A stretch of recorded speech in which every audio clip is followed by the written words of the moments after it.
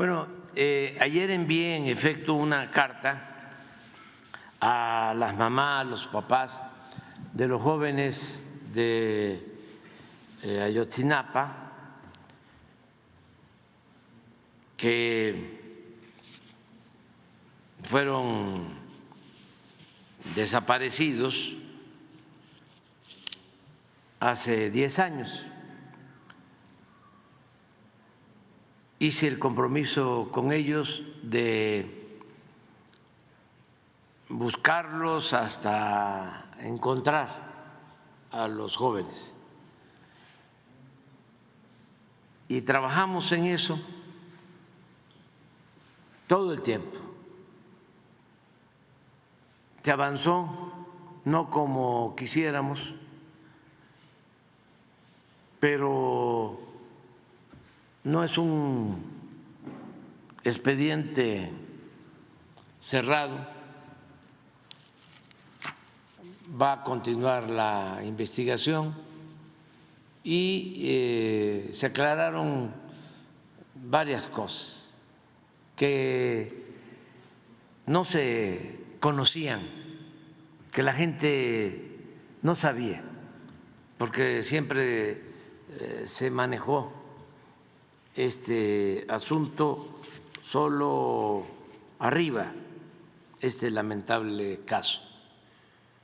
Y cuando hablo de arriba, no solo hablo de los potentados en lo económico, en lo político, sus medios de información, sino también de las organizaciones sociales, las organizaciones de defensa de derechos humanos, que no dejan de estar en la cúpula, que no dejan de pertenecer a lo que se llama sociedad política. Y se olvidan del pueblo raso, de informar a todos. De ahí la importancia de las mañaneras, porque es una información que antes no se daba a la mayoría de la gente. Eran muchos los filtros y también en abono a las organizaciones independientes no tenían acceso a los medios convencionales. Había un control casi absoluto de los medios de información, de los periódicos, de la radio, de la televisión. Entonces, ahora ya hemos informado más sobre este caso. No sé si pones la carta para ir detallando algunas cosas. La carta que envié a los papás, a las mamás de los jóvenes de Ayotzinapa, claro, con un informe y con anexos, pero en la carta hay un resumen que puede servir para conocer sobre lo sucedido y lo que se lleva hasta ahora de la investigación. En primer lugar, decir que nunca dejamos de buscar a los jóvenes.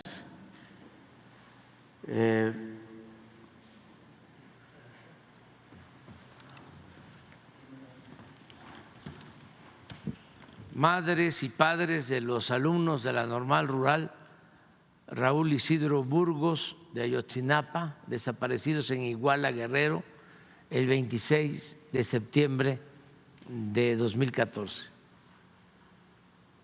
Con todo respeto me dirijo a ustedes para informarles sobre la búsqueda de sus hijos y el avance que logramos en este propósito durante el tiempo que me desempeñé como presidente de México.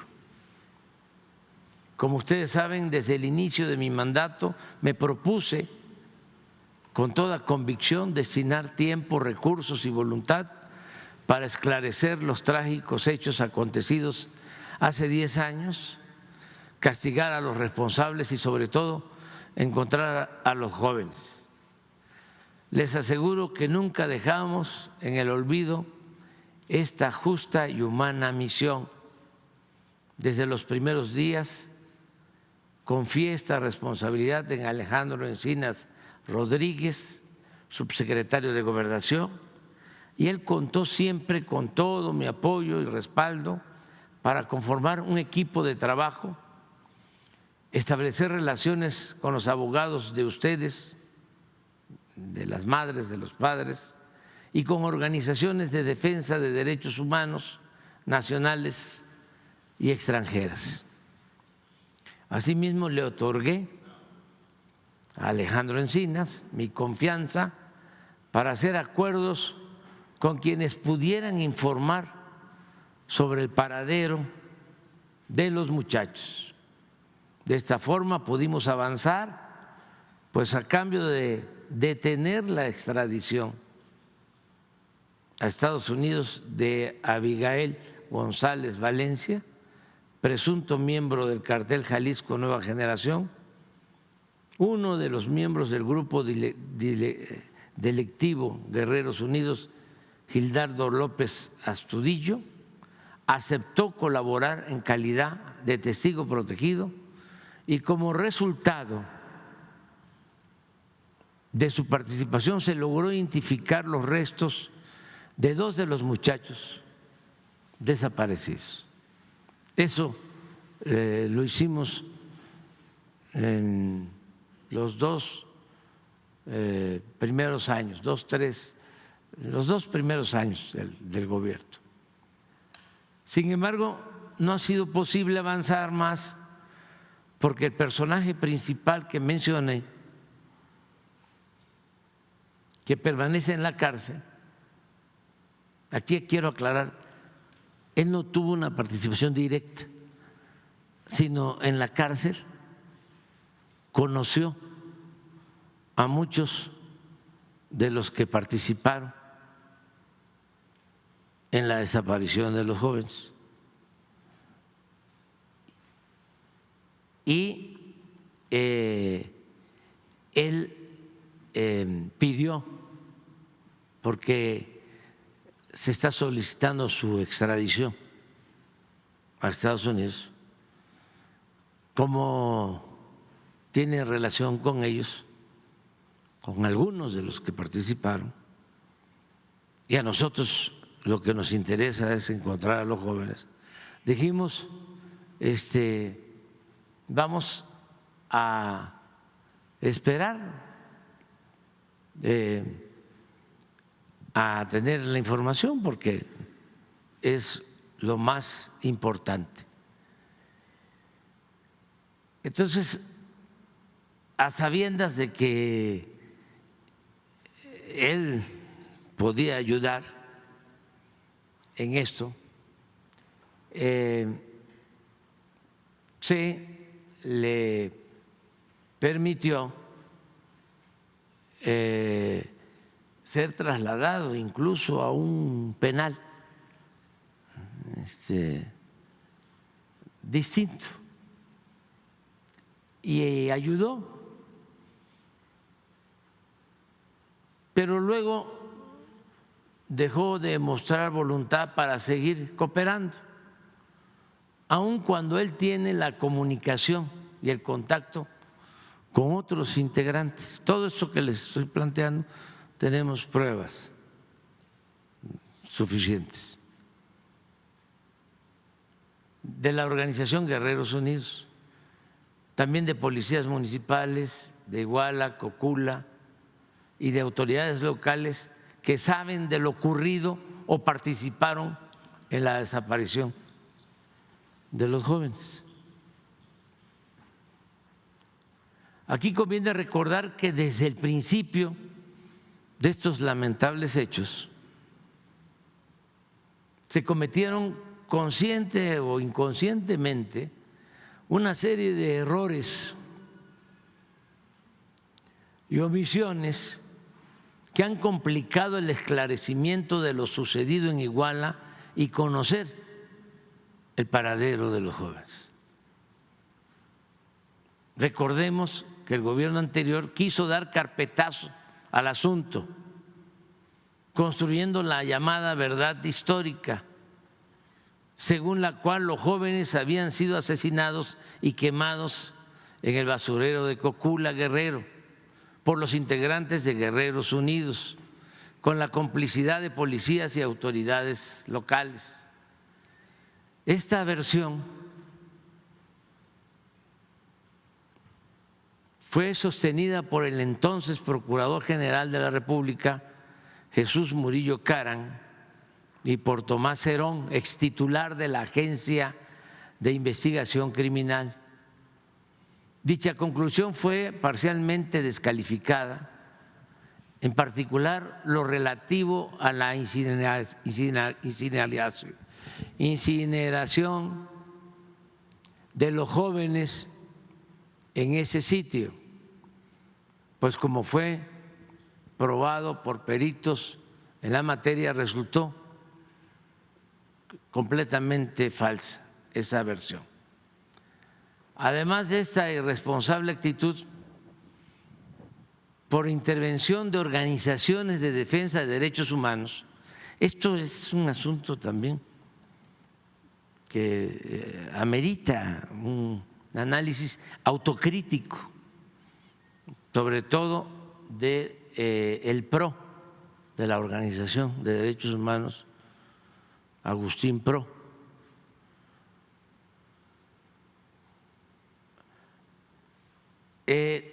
Organizaciones de defensa de derechos humanos e inclusive con el beneplácito de los abogados supuestamente defensores de la causa y representantes de las madres y los padres de los jóvenes desaparecidos, se promovió y aprobó una sentencia en el Poder Judicial, la cual, bajo el alegato de que los detenidos habían sido torturados,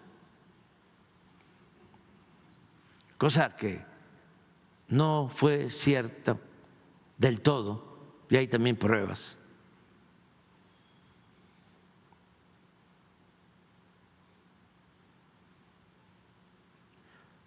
Esa sentencia posibilitó la liberación de 65 de ellos, de los que habían detenido al principio, aunque algunos de los excarcelados sí habían sido víctimas de tortura, otros no, y la mayoría había participado en la desaparición de los jóvenes. Bueno, cuando sale esta decisión, esta resolución del Poder Judicial, lo celebran los abogados de los familiares de los jóvenes y lo celebra el PRO.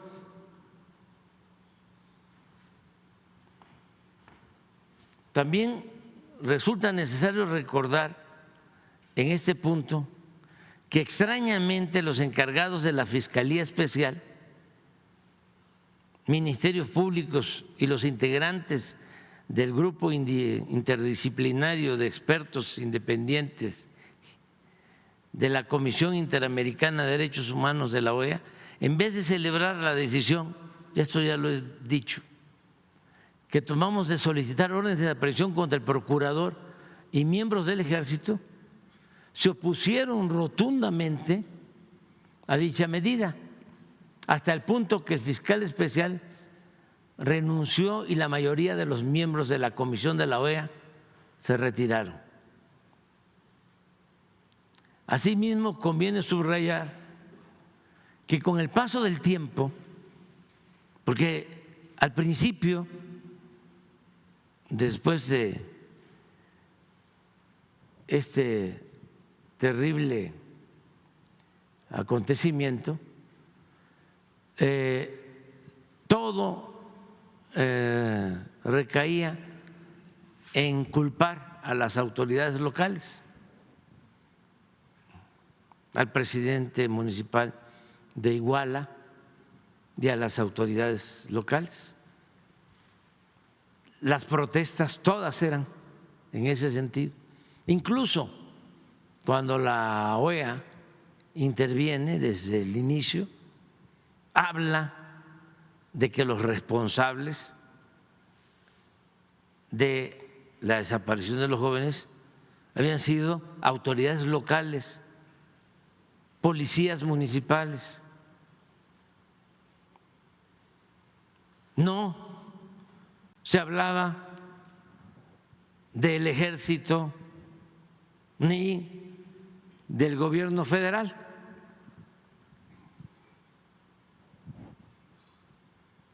Pero al paso del tiempo y por intereses políticos ajenos a la investigación,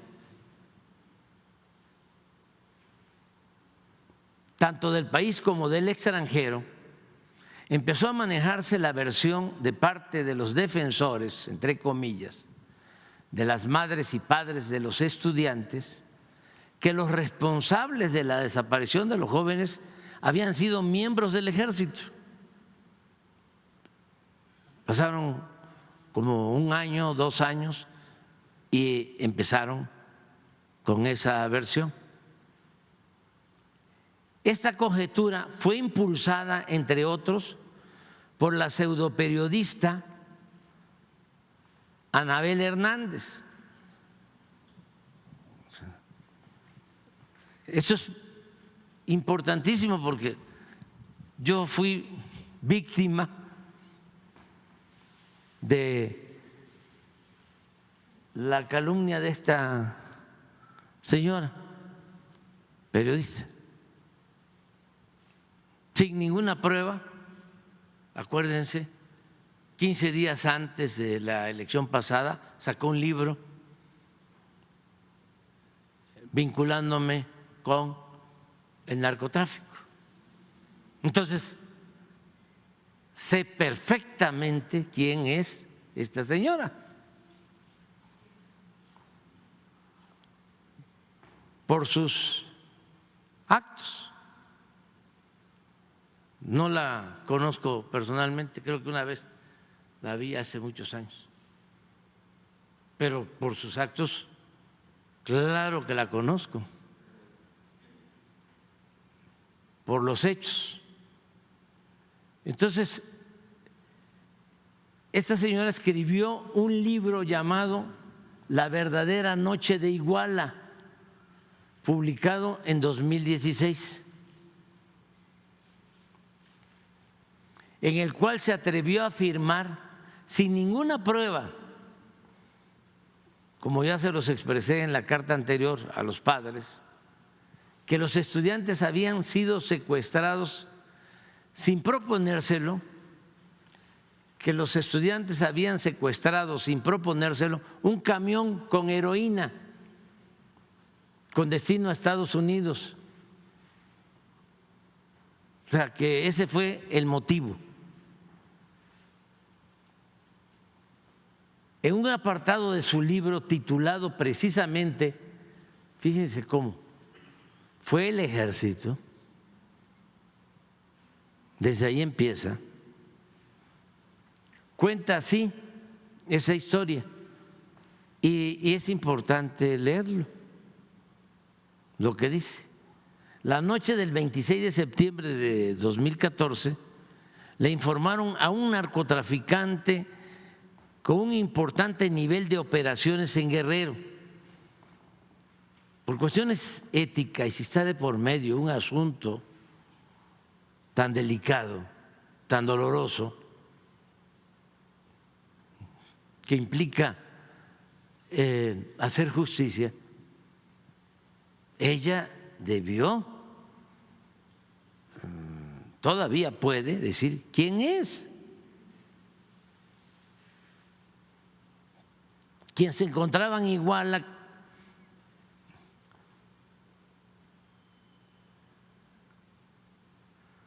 le informaron que estudiantes de la Normal de Ayotzinapa iban a bordo de 2 autobuses en los que se ocultaba un cargamento de heroína con un valor de al menos $2 millones. Estaríamos hablando como de 35 millones de pesos. Así. Los normalistas ignoraban que viajaban con la apreciada carga y que su destino estaba ligado a ella. Aunque el capo estaba acostumbrado a traficar varias toneladas de heroína, la cantidad que transportaban los autobuses no era menor y no se podía permitir ese robo, aunque fuera accidental. Si lo toleraban, se perdería el orden en la plaza. Si se mata por $20,000, dijo alguien, por 2 millones, es una manera de operar. La recuperación de la mercancía era un tema de dinero y un tema de autoridad. Si se permitía ese robo, después habría más, explicó un informante de credibilidad comprobada. ¿Quién es ese informante de credibilidad comprobada? Con quien se sostuvieron varias reuniones a lo largo de 15 meses durante esta investigación.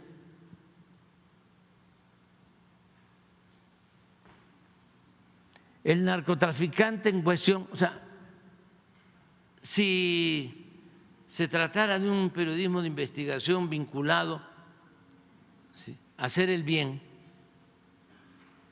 pues la investigación ayudaría a esclarecer los hechos realmente y a encontrar a los jóvenes. Es una cuestión humanitaria. No puede haber un periodismo sin dimensión social, un periodismo que no busca la justicia.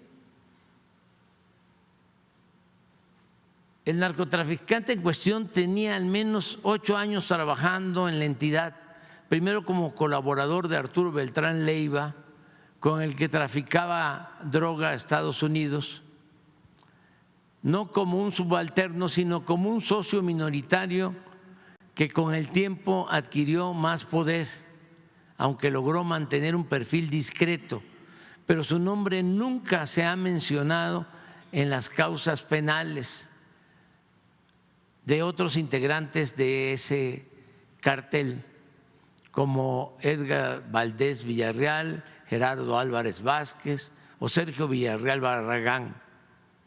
En 2009, cuando ultimaron a Arturo Beltrán Leiva en Cuernavaca, el capo decidió seguir con sus propias operaciones usando Guerrero como base para el control de la zona.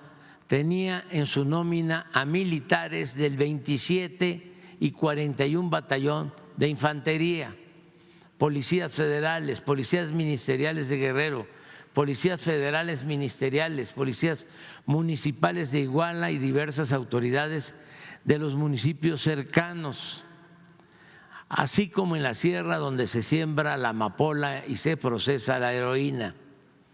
Cuando reportaron la pérdida de su valiosa carga, el capo habría hecho una llamada al coronel de infantería José Rodríguez Pérez, comandante del 27 Batallón, para pedirle que recuperara la mercancía a como diera lugar. El ejército era la fuerza de seguridad que tenía mayor autoridad en la ciudad. Tal vez el narcotraficante no dimensionó la magnitud del operativo para recobrar la droga.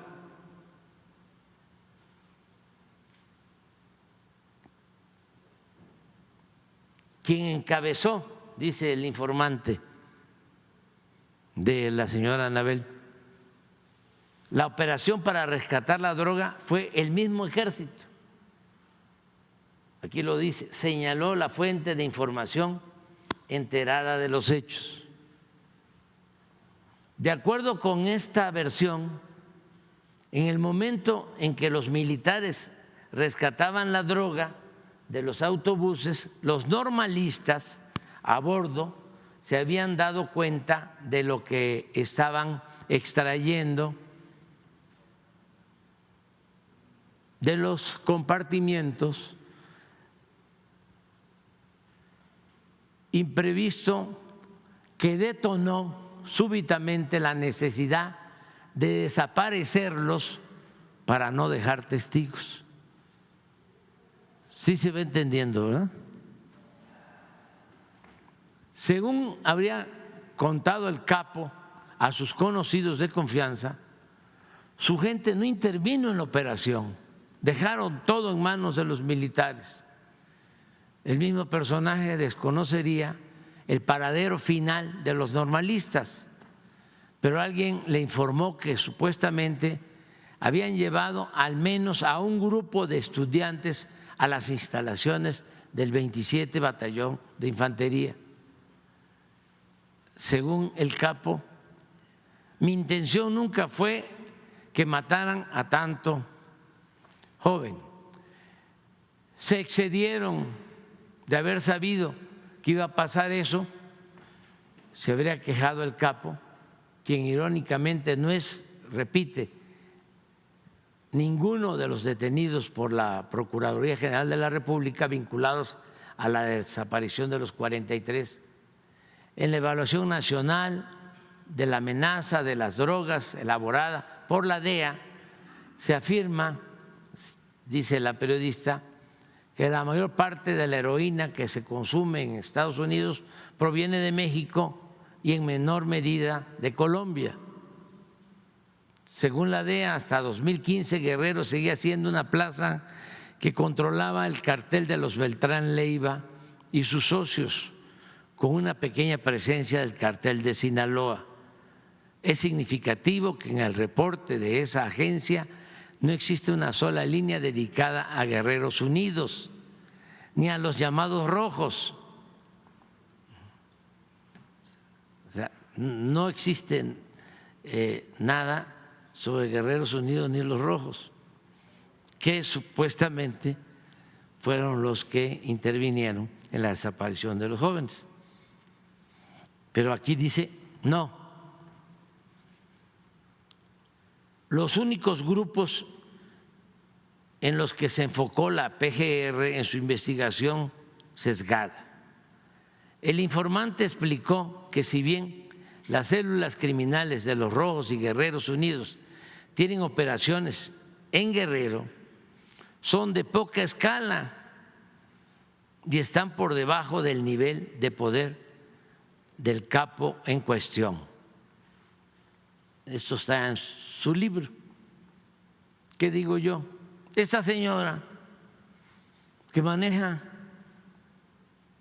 mucha información de la Administración de Control de Drogas DEA, falsa o verdadera, según se lo ordenan, participó, además, esto no se sabía, como testigo en un tribunal de Estados Unidos para defender la solicitud de asilo del juez municipal Ulises Bernabé, quien sostuvo que supuestamente esa noche los jóvenes nunca fueron llevados a la comandancia de Iguala, porque lo que se busca es decir, no tuvieron que ver los policías, no fue un asunto de autoridades locales.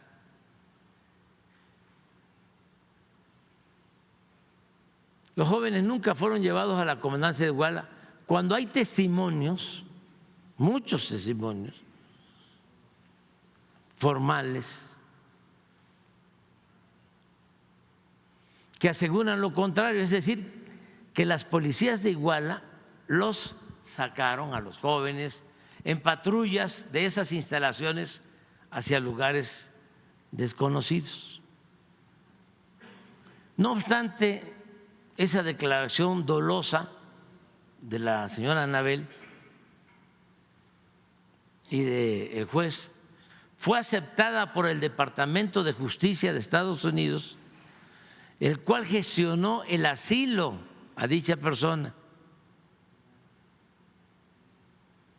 A la irresponsable aceptación como verídicos de los testimonios de Ulises Bernabé y de Anabel Hernández de que el ejército mexicano estuvo presente durante los ataques y desaparición de los estudiantes, se sumó la siguiente aseveración textual de esa autoridad estadounidense del Departamento de Justicia. Miren lo que sostuvieron sin prueba alguna, una conjetura, está entre comillas, es textual. Resulta inverosímil que un departamento de policía municipal tenga la influencia política y los recursos necesarios para organizar un intrincado encubrimiento y la desaparición de 43 estudiantes mexicanos. O sea, se descarta de que sea un asunto de autoridades locales y de policías y de los grupos de la delincuencia que operaban en la región de Iguala. Dicen, es mucho más plausible que el gobierno federal mexicano y la Policía Federal fueran los responsables de este horrible incidente. Esta es parte de la sentencia de la Corte de Inmigración del Departamento de Justicia de Arizona, Estados Unidos, en donde conceden el asilo a el juez de Iguala. Es importante aclarar que aun cuando no existe ninguna prueba de que el ejército haya participado en la desaparición de los jóvenes,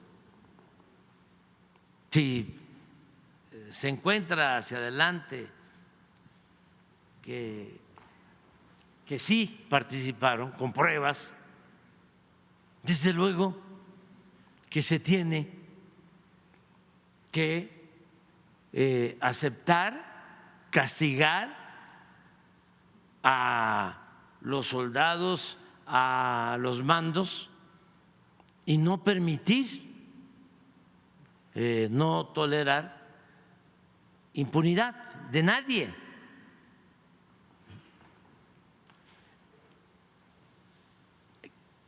Como no hay una prueba directa de que los soldados tuvieron que ver con la desaparición de los jóvenes, también por grabaciones de la DEA aparece, no en estas fechas, aparecen involucrados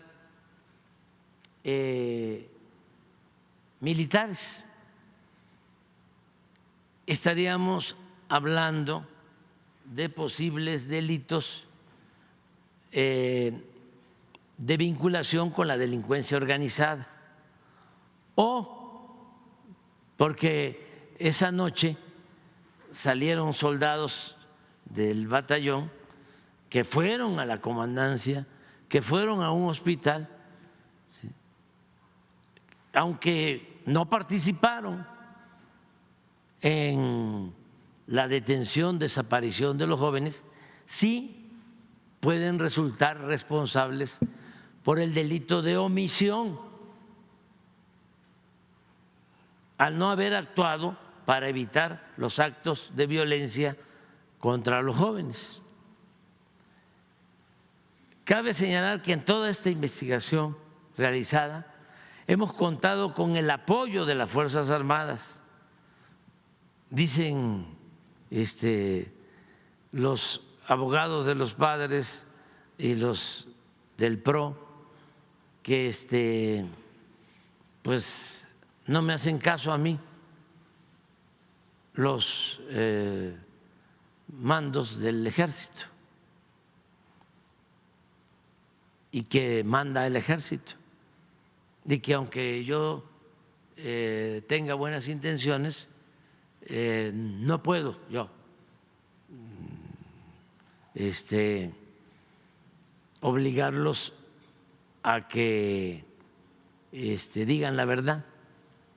Les comento que pues yo soy un hombre de principios, independientemente de que soy el comandante de las Fuerzas Armadas, y además lo he hecho hasta por escrito, dando instrucciones, órdenes, pues no me estoy chupando el dedo. Está muy difícil que me tomen el pelo, solo Álvaro, el que me corta el cabello, me toma el pelo, no me dejo. Y eso lo saben bien todos, y sobre todo mis adversarios. Entonces, al contrario, los mandos de las Fuerzas Armadas han cooperado, han ayudado. Imagínense cuando le doy la orden al general Sandoval de que cuide para que no se vayan a fugar algunos militares, soldados, oficiales que presuntamente tienen responsabilidad. Y no solo le doy la instrucción de manera verbal, sino por escrito. Y ahí están los documentos. Y no se fugaron. Y se cumplieron las órdenes, en todo caso. Estos mandos y los oficiales coinciden conmigo en que la violación de derechos humanos y la impunidad no pueden tolerarse en ninguna circunstancia, porque entre otras razones, los actos ilegales cometidos por miembros de las Fuerzas Armadas no pueden manchar el prestigio de una institución creada para la defensa nacional. Esto es muy importante. ¿A quiénes les conviene de que tengamos un ejército debilitado, sin autoridad? No solo Fuerzas Armadas debilitadas, instituciones nacionales debilitadas, la institución presidencial, pues a los poderes extranjeros, a las hegemonías, porque una autoridad nacional sin fortaleza pues es como una hoja seca. No puede defender los intereses de la nación. Acuérdense que la Secretaría de Guerra y Marina pasó a ser Secretaría de la Defensa Nacional. Es una institución fundamental del Estado mexicano. Entre otras razones,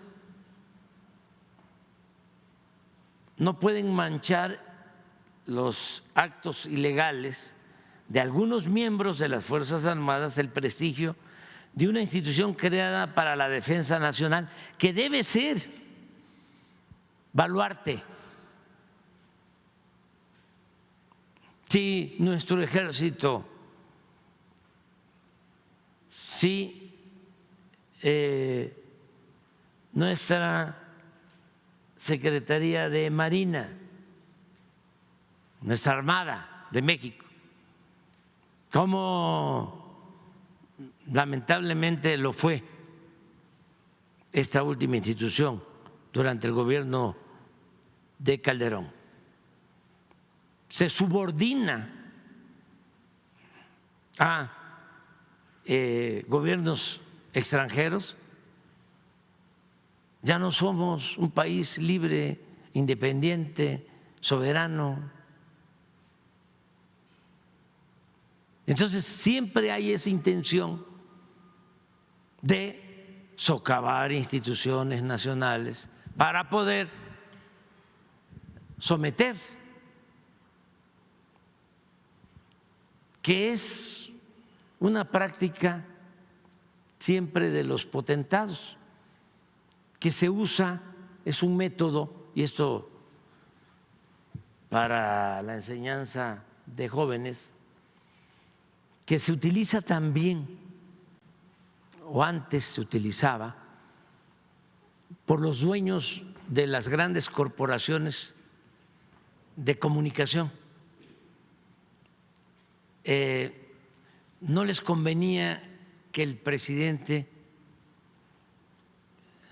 tuviese tanto apoyo popular,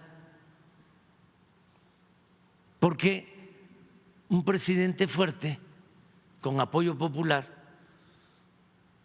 pues no es susceptible de chantajes, no lo pueden sentar fácilmente en el banquillo de los acusados. Entonces, esa práctica tenemos que evitarla. ¿Y cómo se evita?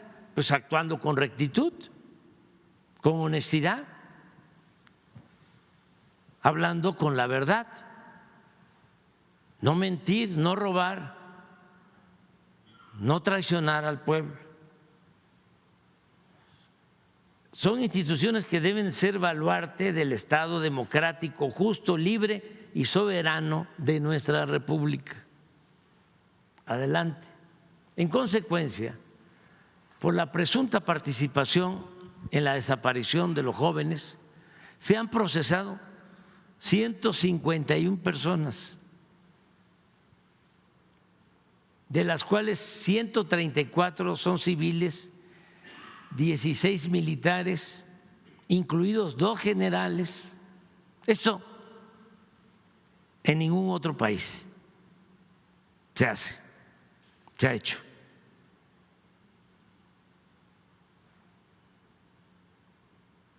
Dos generales y un elemento de la Marina. Asimismo, se encuentran pendientes de ejecutar 3 órdenes de aprehensión más en contra de militares. Destaco que en nuestro sexenio el número de encarcelados se incrementó de 59 a 120 personas. Con todo, lo más importante ha sido la búsqueda de los jóvenes, tarea a la que he dado mucha atención. Por ejemplo, les informo que en los últimos 2 años prácticamente he tomado la coordinación de este lamentable suceso y una vez por semana me reúno con el Gabinete de Seguridad para estar pendiente de la investigación. Puntualmente les informo también que las secretarias de Gobernación y de Seguridad Pública, Luisa María Alcalde Luján y Rosa Isela Rodríguez Velázquez, y el subsecretario de Derechos Humanos, Arturo Medina Padilla, han estado dialogando en las cárceles con los involucrados. Yo quiero que esto también se tome en cuenta, que sirva para internalizar la importancia que le hemos dado a este caso. hemos ofrecido recompensas. Enviamos al Congreso una ley de amnistía que fue aprobada, destinada principalmente a garantizar protección y apoyo a informantes. Sin embargo, hasta ahora ha sido poco lo alcanzado, aunque existe el ofrecimiento de quienes ahora están detenidos, porque muchos de los liberados que se demostró que no habían sido torturados fueron detenidos.